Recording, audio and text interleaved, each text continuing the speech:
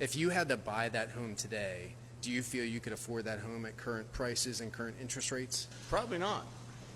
Not on a single income. When did you buy your first home? 1995. Do you know what you purchased it for offhand? 80,000. Do you know what that home is valued at today by chance? Somewhere between 325 and 375. Now, obviously, the landscape has changed a ton with interest rates and home prices over the last 30 to 40 years. If you had to buy that home today, do you feel you could afford that home at current prices and current interest rates? Probably not. Not on a single income. Depends on your occupation, education level, the luck of securing a good job in this market. But it would be rough. But I could probably do it. But it would be rough for sure, definitely. What advice do you have for the younger generations who's trying to navigate home ownership and feel that the American dream is out of range for them? What advice do you have for them? Learn to live off 50% of what you make. Pocket as much as you can. Start an IRA early. You're not going to miss that $25 a month. Try to enjoy life a little bit along the way. Love that. People are finally saying out loud what a lot of younger adults have been feeling for years. The American dream did not just get harder. For many people, it feels like it got moved out of reach while older generations still talk like the same rules apply. They bought homes for $40,000, $70,000, $80,000, sometimes on one normal salary, and now those same houses are worth $500,000, $1 million, sometimes more. And when younger people say they cannot afford to buy, they get told to save better, work harder, lower their standards, or stop complaining. But the question nobody wants to sit with is simple. Could the people giving that advice afford their own house if they had to buy it today? A lot of them admit they could not, and that is why these conversations hit so hard. Because younger people are not asking for mansions, they are not asking for luxury. They are asking why a basic home, a normal commute, and a stable life now require 2 incomes, perfect credit, years of savings, and still somehow feel impossible. The frustration is not jealousy. It is watching one generation benefit from timing, affordability, and opportunity, then turn around and act like younger people are failing morally because the math no longer works. How much did you buy that for when you? $38,500. $38,500? Yeah, tell me what it appreciated. And when did you sell it? 69, sold it in 2013. And how much did it sell for in 2013? $985,000. Did you afford that off of a teacher's salary? Well, 38.5 in 1969 we had sold the Pittsburgh house. So, but the mortgage was free and clear. It was all paid. So your house in Southern California in San Diego, you bought that for $38,500 and you afforded it off of a community college teacher's salary. Yeah, and Ken was teaching. So 2 community college teachers afforded... No, he was in a university. University teacher afforded a house that would later allow you to access a lifestyle of ultra luxury. Yeah, wow. Those opportunities don't quite exist for us anymore. No, and I was crazy when I lived here before not to buy a house near San Diego State University for about $18,000. Those were $18,000 back then, the houses near San Diego State? Wow. You know, even if you're a doctor nowadays, you can't afford one of those houses. No. A doctor might make $200, $300, maybe even $400 if they're Exactly. good. But a house, a middle class, because you said it wasn't the fanciest house in the world, was it? No. A ranch, No. 1 story. Well, you saw the Honors Courthouse.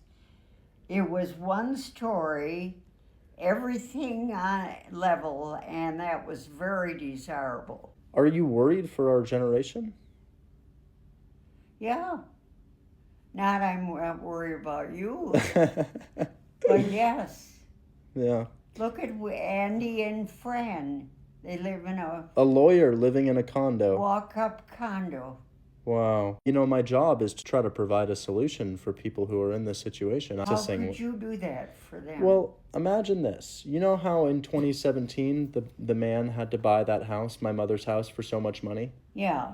Imagine if he bought it with a mortgage. Right about now, he would owe what the property is worth. Imagine, you know, he sold the house for 1.3, and because he bought it for 1.7, he would owe about 1.3 as well, right? Right. In a scenario like that, imagine if the owner let you take over their mortgage. They have two options: sell with a realtor and lose $20,000, $30,000, $40,000, Right. or break even on the sale and just let me take over your mortgage. Right. Boomers don't want to die, and they don't want to sell their homes. Boomers used to sell their homes, go to Florida, get a condo. Boomers don't want to do that. They're actually retiring, in some cases, to bigger homes. It's kind of hilarious and somewhat satanic. Everything's material. So this big house that they lord around. I mean, some of my friends' parents, I'm writing a book about them. They're hilarious. They know nothing. I mean, nothing. But they lord around these big suburban castles, and their whole sense of self-worth comes from this. It comes from materialism. So the idea that they would leave this big house, which is every argument that a boomer ever tries to win, they just point at their house. They have zero idea. They've read no books about anything. The less really truly funny generation, I think, because everyone has becoming flattened, but they are just very funny and deeply selfish. I mean, it's funny, but they're never going to get rid of these houses. So their kids are kind of, they're being held hostage. I mean, the whole economy, Pelosi, Biden, these very old people, Mitch McConnell, they won't retire. None of them have any plans on retiring. They want to die in office. Nobody will sell their house. Nobody will step down at their job. It's just a generation of people that don't want to stop. I think the thing that's the most irritating about boomers coming on the internet talking about, look at my investments and how they're going up. Bitch. That's like, oh my God, I'll give you the prime example. My mom a couple of years ago was like, why don't you have a house yet? Why don't you have a house? I said, oh, okay. I was like, Mom, let's look. I was like, how much did you pay for this house? She goes, $70,000. I go, let's look at how much your house is worth now. And I looked, and I said, Mom, you want to know how much your house is worth right now? She goes, how much? I go, $500,000. I said, could you afford your house right now on $500,000? And she said, absolutely not. I said, then why are you asking me to buy a house in this economy when you can't even afford the house that you're living in right now with this economy? If you were to buy right now. And she just never asked me again why I couldn't afford a house. She stopped asking me. So I'm a millennial trying to buy a house, and I keep making the mistake of talking to my parents who are baby boomers about it. The housing market is obviously very different now than it was when they were buying their first home. And I think there is a disconnect there in what we can get and what they think that we should be getting. I'll send my parents a house and it's like a 3-bedroom, 1.5 bath. And they'll be like, 3 bedrooms? You need way more than that. You guys both work from home. You already have a child. And 1.5 bathrooms? No, you need 2 at least. I don't disagree. But unless you're surprising me with a trust fund that I did not know I had for the first 33 years of my life, this is kind of the situation. And my husband and I commute into the city, and so I'll talk to them about how far it is from the city, and they'll be like, you could never do that commute. What? No, that's way too far. And I'll be like, well, them's the breaks, because we can't really afford anything closer. And so then we have to have a whole conversation about the commute. And then the kicker on all of this is I show them, I've sent them the listing. They see the price, and then we talk about the price, and they're flabbergasted. And they're like, well, you should not be paying that much for that house. Again, I agree. I too would like to pay less for this house. But I don't really know what you want me to do. I can't single-handedly change the housing market, unfortunately. And the bigger kicker on this is my dad is actually retired, but he was a real estate developer for a lot of years. And my mom had the audacity of saying, wow, if only 10 years ago you thought about doing this, you could have bought a nice plot of land and your father could have built you a really nice house for way less. What do you want me to do with that information, Mom? I can't go back in time. I too wish I bought a house 10 years ago. With what money, Mom? Again, are you good? Like, I love you for you. Tell me about the trust fund now, because apparently there's one hiding for this house that I need to get. And I only have myself to blame because I keep these conversations going. So it's my fault, honestly. Have you all seen the video of the young couple asking ChatGPT or OpenAI, I forget which one it was, how much would an American need to make today in order to match the home buying power of the boomers of the late 70s, early 80s? And the response was $66 an hour. Now, I know that sounds absolutely outrageous.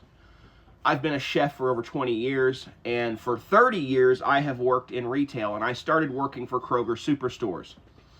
I'm going to tell you that in the 80s, people were making $16 to $18 an hour as a union wage working for Kroger Superstores. They had a Barney's in Kroger. That's how long ago I'm talking about. People were able to buy 2,000 square foot homes for less than $30,000 on an $18 an hour salary. So if you do the math, the homes now are $300,000 and minimum wage, and Kroger literally is hiring for $12 an hour. So it's actually less now, and it's still union. That's why the warehouse buildings are being burnt to the ground. And this is where the disconnect becomes painful. Because when younger people talk to their parents about housing, they are not always looking for pity. Sometimes they just want understanding. They want someone to admit that buying a house today is not the same as buying one decades ago. But instead, they hear things like, "You need more bedrooms. That commute is too far. You should not pay that much." Or, "You should have bought years ago." And it is like, with what money? That is the part people are venting about. The advice sounds reasonable until you realize it belongs to an economy that does not exist anymore. A teacher's salary could once help buy a home that later became worth nearly $1 million. A regular worker could once afford space, stability, and a future. Now even people with good jobs are looking at basic houses and wondering how they are supposed to compete. So the anger is not just about home prices.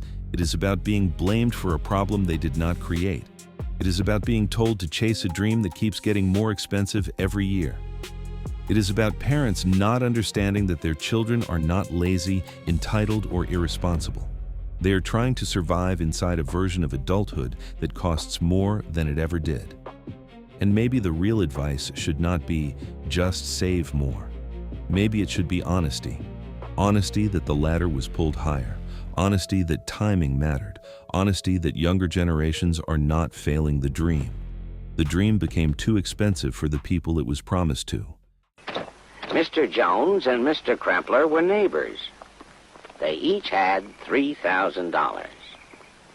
With his money, Mr. Jones bought himself a $3,000 car. With his money, Mr. Krempler bought himself a new refrigerator, a new range, a new washer, a new dryer, a record player, 2 new television sets, and a brand new Volkswagen.